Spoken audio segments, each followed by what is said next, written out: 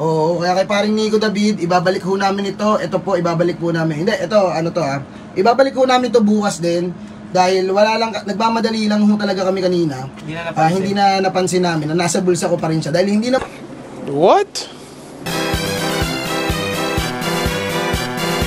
Gumawa lang po kami ng katatawanan para po makuha yung atensyon nung crew at maisoli po ito.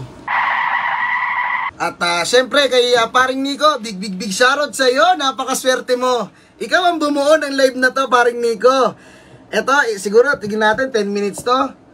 May content ka na rin dito, paring Nico. Hindi yung parang ano ka na lang, parang puro voltage 5 ka ng GMA, titirahin mo kung sino-sino. Wala naman nanonood.